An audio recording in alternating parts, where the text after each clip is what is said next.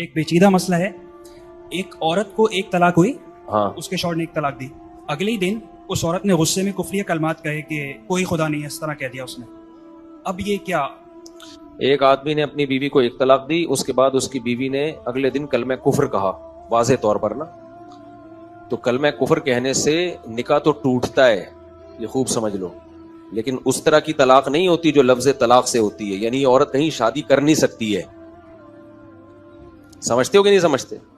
دیکھو, عورت نے کلمہ کفر زبان سے کہہ دیا تو نکاح ٹوٹے گا, اتنا ٹوٹے گا کہ میاں بیوی میں ہم بستری جائز نہیں ہوگی. اس طرح کا نکاح نہیں ٹوٹتا کہ وہ عدت گزار کے اسلام قبول کرے اور پھر کسی اور سے شادی کر لے. سمجھ رہے ہو؟ نہیں ہے میرا خیال ہے بات. مثال کے طور پر ایک عورت نے شوہر سے جان چھڑانی ہے, اس نے کہا چلو کافر کو کلمہ کفر زبان سے کہہ دو, نکاح ٹوٹ جائے گا. اس نے کلمہ کفر کہا زبان سے, نکاح ٹوٹ گیا.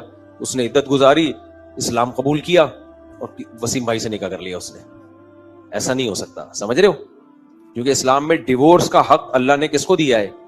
مرد کو دیا. یہ بھی اس مسئلے سے بھی پتہ چلتا ہے کہ عدالتی خلا کی شریعت میں حیثیت نہیں ہے جو آج کل چل رہا ہے اسپیسیفک چند صورتوں کی, کیونکہ جج نہیں دے سکتا, کیونکہ یہ ڈیورس کا حق, نکاح ختم کرنے کا رائٹ اللہ نے مرد کو دیا ہے.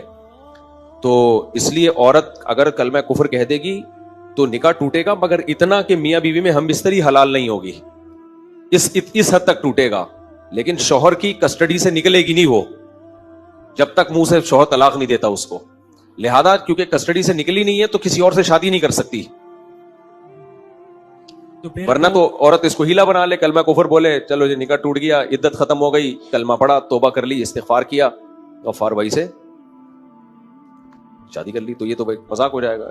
اس لیے مسئلہ بہت پہلے فقہا نے بیان کر دیا تھا, کلمہ کفر سے اس کے لیے یہ اجازت نہیں ہوگی کہ وہ کہیں وہ نکاح کر لے. تو مفتی صاحب اس کو ایک ہو چکی, اب وہ رجوع اس حالت میں کر سکتے ہیں کہ وہ؟ ہاں رجوع کر سکتا ہے, وہ شوہر رجوع کر سکتا ہے, رجوع کرے گا لیکن بیوی سے ہم بستری حلال نہیں ہوگی اس کے لیے, کیونکہ وہ کافر بن چکی ہے جب تک توبہ نہیں کر لیتی. توبہ کرے گی پھر نکاح کرنا پڑے گا؟ ہاں دوبارہ نکاح بھی کرنا پڑے گا. اور نکاح نہیں کیا اور یہ سارے مطلب وہ رجوع کر لیا, بعد میں وہ نماز روزہ بھی شروع کر دیا اس نے, لیکن باقاعدہ توبہ نہیں کی ہے. نہیں, رجوع سے تو رجوع ہو جائے گا, لیکن تجدید نکاح کفر کی وجہ سے کرنا پڑے گا اس کو. تو اب ان میاں بیوی کو کرنا پڑے گا نکاح دوبارہ؟ اب ان میاں بیوی کو دوبارہ نکاح کرنا پڑے گا؟ کرنا پڑے گا. اچھا.